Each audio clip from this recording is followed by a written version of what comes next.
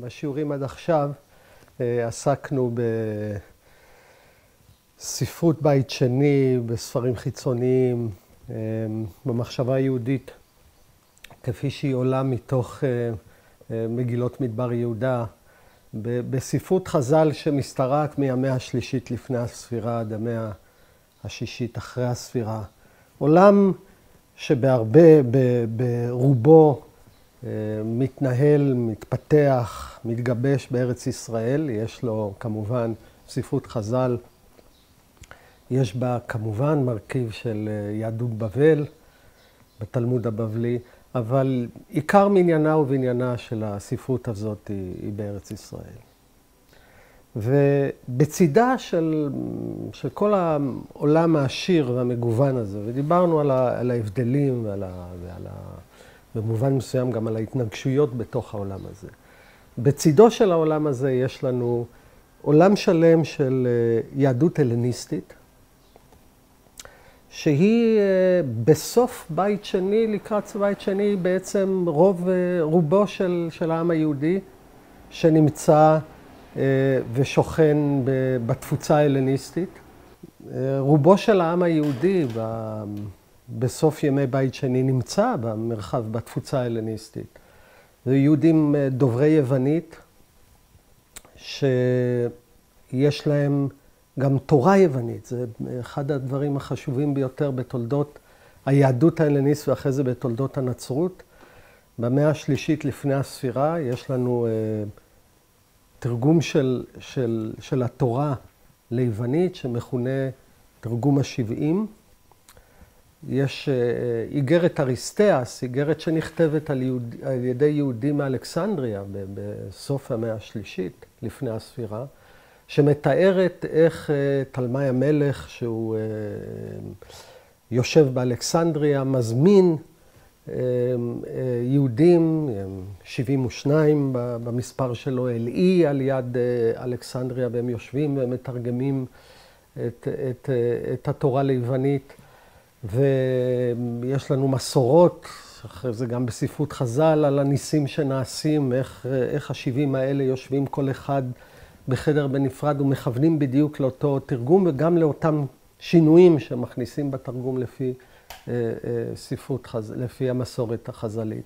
כך שיש תרגום של התורה ביוונית, היהודים האלה קוראים אותו ביוונית. אגב, מאוד מעניין שחוקרים מזהים ובצדק שנוסח המקור של התרגום של התרגום ה-70 הוא לא זהה לנוסח המסורה. למשל, מגילת אסתר, יש בה כמה אזכורים של שם השם שאין בנוסח המסורה, אולי מתוך רצון להפוך את המגילה הזאת למגילת בעלת אופי יותר דתי, רליגיוזי. יש שינויים די בולטים, ובחקר המקרא התעודה הזאת היא מאוד חשובה. האם לדוגמה אולי נוסח המקור של ה-70 הוא נוסח עדיף, קדום יותר או לא? צריך לזכור גם שמתגלות מגילות במדבר יהודה, שבהם יש מגילות של ספרי התורה והתנ"ך, וגם שם זה נוסח אחר. זאת אומרת, האם יש איזה נוסח ראשוני מוצלח יותר? האם יש כמה נוסחים? כך שהתרגום ה-70 הוא מלבד החשיבות האדירה שלו לעולם היהודי הלניסטי, יש לו חשיבות עצומה לחקר המקרא. יש פה תרגום של יוונית, שיהודים קוראים בו ביוונית. אחרי זה כתבי הקודש, התנ"ך, עובר לעולם הנוצרי ביוונית, עד שהוא מתורגם ללטינית. זה המקור. הברית החדשה מצטטת, משתמשת בתרגום ה-70 כטקסט המקור. זאת אומרת, יש לנו פה יהדות הלניסטית שמצויה במרחב ההלניסטי. אגב, אולי הנה הבדל אחד שנמצא בתרגום ה-70, רק כדי לתת את ההרגשה של הפוטנציאל האדיר שיש בהבנה ולמידה של הטקסט הזה לחקר המקרא עצמו. תרגום ה-70 מתרגם את הפסוק, אלוהים לא תקלל ונשיא בעמך לא תאור, כאלים לא תקלל ונשיא בעמך לא תאור. דהיינו, יש איסור, לפי התרגום הזה, על גידוף של האלים. הנה, פילון, שעוד מעט כמובן נדבר עליו בהרחבה,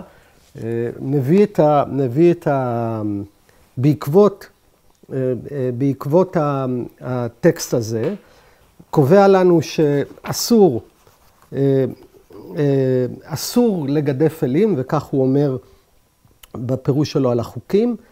הוא אומר, כשהוא מדבר על הגרים שמקבלים, ואנחנו נעסוק בהם, אבל אם שהוא מעניק לגרים עצמם את שוויון הזכויות והחובות, מכיוון שזנחו את אבלי אבותיהם ואבות אבותיהם, דהיינו, למרות שהגרים הם מתקבלים בגלל שהם שללו את האלילות, הוא מצווה שלא להרחיב פה ולגדף בלשון משולחת רסן את האלים שבהם מאמינים אנשים אחרים. לבל יבואו ויביעו גם הללו דברי ניעוץ נגד האל ההווה בעליל. זאת אומרת, יש פה איזו טענה מאוד מעניינת, והנה אולי מאפיינת כבר רגישות של יהדות תפוצה. יהדות שהיא נמצאת בתוך עולם אחר, שבו אם תגדף את האלים, אתה תקבע נורמה של גידוף האל שלך, ויש פה אולי זה גם טקסט המקור, קשה להניח שזה טקסט המקור, שינוי מאוד מעניין עם הרגישות המאוד מסוימת של תפוצה. כך שהיהדות הזאת שהיא הלניסטית, היא מובחנת מהסביבה שלה, היא כמובן לא משתתפת בפולחן הפגני, היא מובחנת בשמירת שבת, בברית מילה, בכשרות. אגב, כל המרכיבים האלה הם מרכיבים שגם מעוררים הערצה גדולה בסביבה ההלניסטית הלא יהודית, שטוענת, הנה יש פה דת פילוסופית, דת שמאמינה באל אחד, לא באלים מרובים. השבת מושכת הערצה עצומה, ובצידה גם גינויים ואיבה על היהודים הנבדלים האלה שלא אוכלים איתנו, שהמילה מותקפת שוב ושוב, השבת מוגדרת כאיזה איום של עצלות וחוסר מעש. האנשים האלה, המרחב הזה היהודי ההלניסטי הוא מרחב שוקק, חי, עם עולם משלו, ומה שמעניין, ומבחינת תולדות המסורת היהודית והמחשבה היהודית, הוא במובן מסוים נעלם ולא מותיר עקבות בתוך העולם היהודי. כן? הנציג המובהק ביותר שלו, שאנחנו נעסוק בה היום, פילון, שכתב עשרות חיבורים ביוונית, עם עומק והיקף בלתי רגיל, נעלם מהאופק של היהדות, הוא נשמר, החיבורים שלו נשמרים דרך אבות כנסייה שפועלים במצרים, אחרי זה בארץ ישראל, אוריגנס למשל, בין המאה השנייה בקיסריה, מעריץ מובהק של פילון. הכתבים האלה של פילון נשמרים, מועתקים בעולם הנוצרי, רק במאות ה-15 פתאום יש עניין יהודי בין יהדות איטליה דרך ההומניזם האיטלקי, שבהם יהודים מתחילים להתעניין בספרות הקלאסית, כן? עזריה דה רוסי, עזריה מן האדומים, שכותב חיבור מאוד מעניין, בין היתר, אפשר להגיד, היהודי הראשון שמתייחס לפילון באופן שיטתי, כך שכל המסורת הזאת נעלמת מהאופק היהודי, לא משאירה עקבות של ממש בהמשך המסורת היהודית. בא לנו מהעולם הנוצרי, ואני חושב שאחד התפקידים של מבוא מהסוג הזה, שבו אנחנו מנסים בעצם להרחיב את האופק של המחשבה היהודית. דהיינו, להגיד מהו מרחב האפשרויות שמותירה לנו המסורת, כולל וחלק מהתפקיד שלנו באמת להביא את העמדות הדחויות שהיו שם אגב, בעוצמה אדירה, להחזיר אותם לתוך השיחה כדי לפרוס את מרחב האפשרויות של העולם היהודי, ועוד מעט נראה שפילון העולם הזה מייצר מהלך חדשני, עמוק, פורה, מרתק, אבל לא הותיר עקבות בתוך המסורת היהודית שאחריו.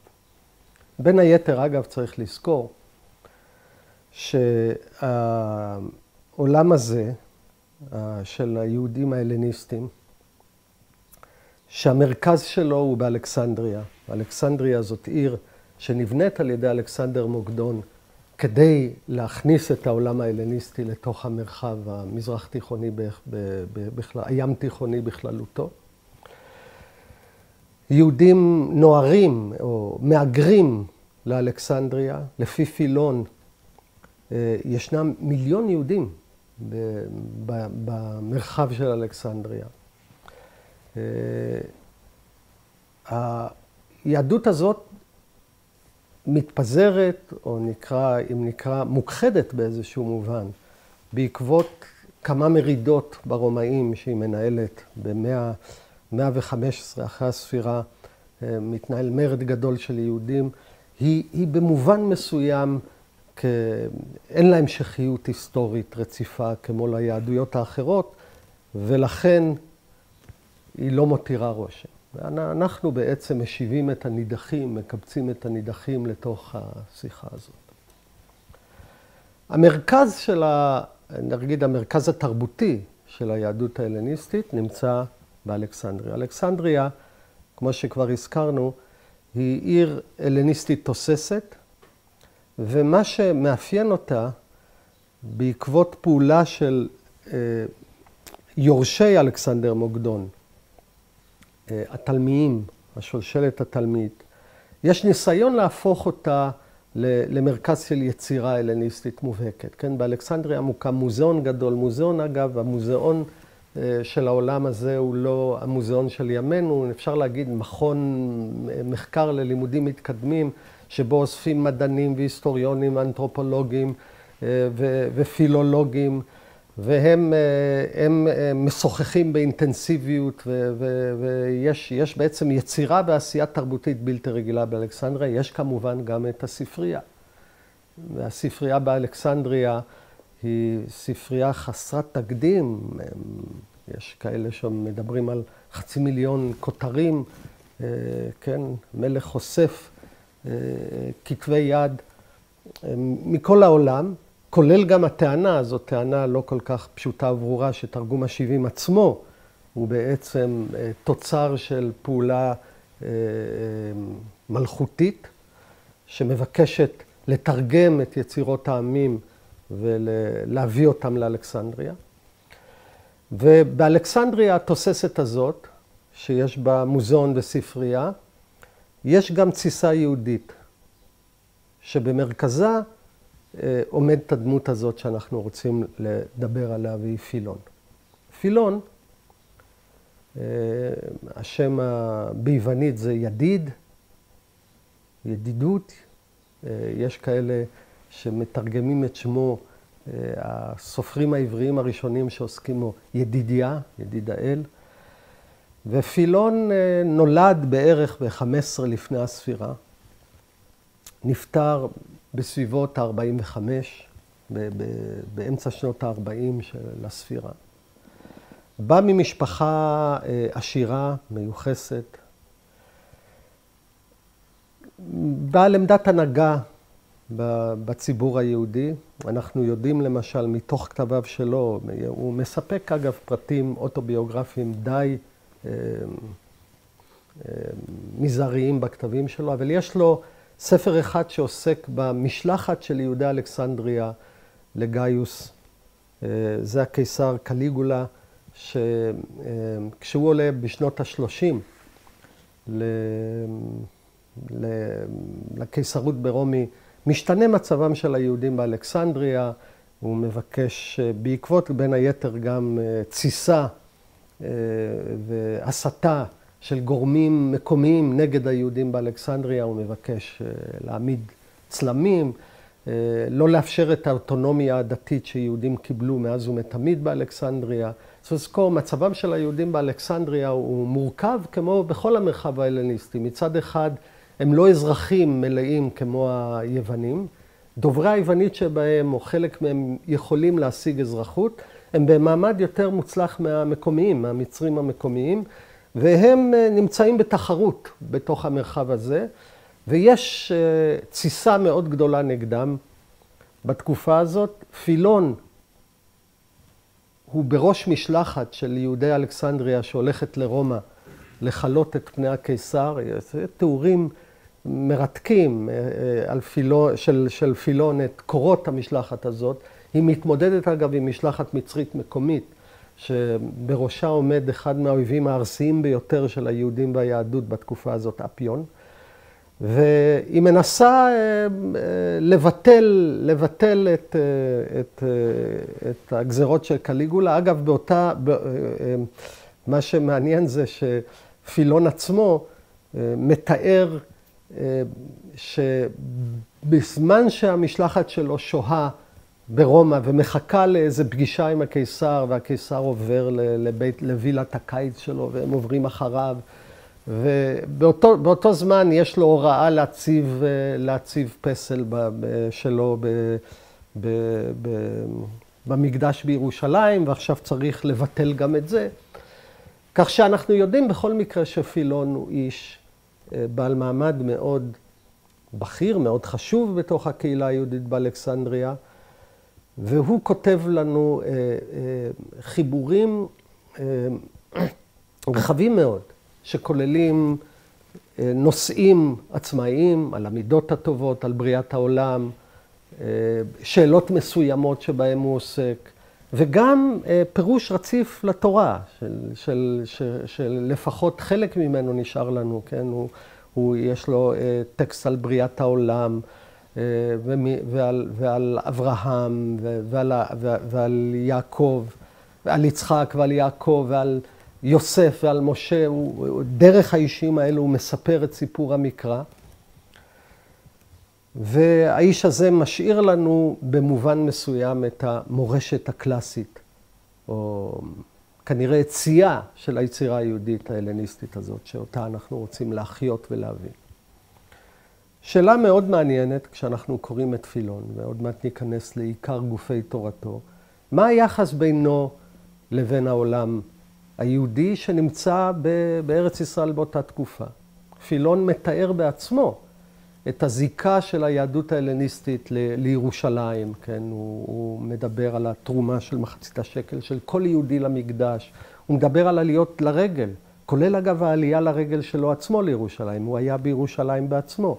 הוא מתאר בקטעים מאוד מרגשים של אחוות עולי הרגל, כן? בעלייה לרגל יש איזושהי התפוררות של מעמדות, אנשים כבר לא נמצאים בביתם, יש איזו אחווה ושמחה שהאנתרופולוגים יקראו לה הקומוניטס הזה, החיבור החברתי של העולים לרגל. יש זיקה של פילון לעולם הזה, הארץ ישראלי. האם ועד כמה הוא יודע עברית, זאת שאלה שנידונה בין החוקרים והיא לא כל כך פשוטה. מה הקשר, אגב? זה מקור מאוד מאוד מעניין. מה הזיקה בין ההלכה של פילון? פילון, אגב, טקסטים מאוד חשובים שלו, זה על החוקים, שבהם סביב 10 הדיברות, הוא מפרט בעצם את כל חוקי התורה, כי הוא טוען ש10 הדיברות הם כותרות שמהם נגזרים כל חוקי התורה. האם ההלכה של פילון היא שונה? אני אביא דוגמה דווקא מאוד מעניינת, דוגמה אחת מיני רבות, למה אפשר ללמוד מהיחסים של ההלכה של פילון והעולם הרבני של חז"ל. כשהוא מגיע לפסוק, וכי יזיד איש על רעהו להורגו בעורמה, מעם מזבחי תיקחנו למות. כן? אדם שמזיד בעורמה להרוג את חברו, צריך לקחת אותו לדינו מוות, גם אם הוא מבקש מקלט וחסות במקדש. ופילון, אגב, דבר שלא כל כך מצוי בהלכה של חז"ל, קורא את הפסוק וכי יזיד איש על רעהו לא כאדם שכבר ביצע רצח, אלא אדם שערב לחברו, ניסיון לרצח, או תכנון או מזימת רצח, גם הוא נחשב כרוצח. כך שאנחנו קוראים את הטקסטים האלה, למשל על שבת, יש לו דברים אגב שהוא כן דומה מאוד להלכה דווקא של הפרושים. כן? הוא חושב שספירת העומר מתחילה ממחרת השבת, לפי המסורת הפרושית, דהיינו ממחרת יום טוב ראשון של פסח, לא ממחרת השבת הראשונה שחלה בפסח. ככה הוא סובר. לעומת זאת, כשהוא מגיע לעין תחת העין, הוא לומד אותו כפשוטו, שמוציאים איבר לאדם השני, שהוא לא משלם ממון. כך שישנה שאלה מאוד עמוקה של זיקתו או מידת זיקתו של פילון, אולי גם של כל העולם הזה, היהודי ההלניסטי, שמשתקף דרך יצירתו של פילון, למסורות הארץ-ישראליות, למסורות של חז"ל. דבר אחד ברור לנו כשאנחנו קוראים ומעיינים בפילון, זה האינטנסיביות, האדירה של השיחה שלו עם המסורות הפילוסופיות כפי שהן באות לו מהעולם ההלניסטי העשיר שבתוכו הוא נמצא. יש לו ידע והוא מושפע מאפלטון, מהסטואיקנים, שהם בעולם הרומי, שפילון כבר מתחיל להכיר היטב, יש להם דומיננטיות גדולה מאוד. אגב, נמצאים יסודות פיתגוריים, פיתגורס, תורות המספרים, פילון מאוד מעוניין בתכונות הייחודיות של מספרים, של מספר 7, מספר 10. יש זרמים אריסטוטליים, הוא מכיר ומתנגח גם עם האפיקוראים וכו'. יש לנו אדם שכותב ביוונית, שמצוי מאוד עמוק בעולם היווני, ושהשיחה שהוא מנהל עם המסורות הפילוסופיות היווניות היא יוצאת דופן. חז"ל, אתה קורא את המדרש, את ספרות חז"ל, יש איזושהי ידיעה אולי, אבל בוודאי לא שיחה אינטנסיבית עם השפעות ניכרות של העולם ההלניסטי עליהם.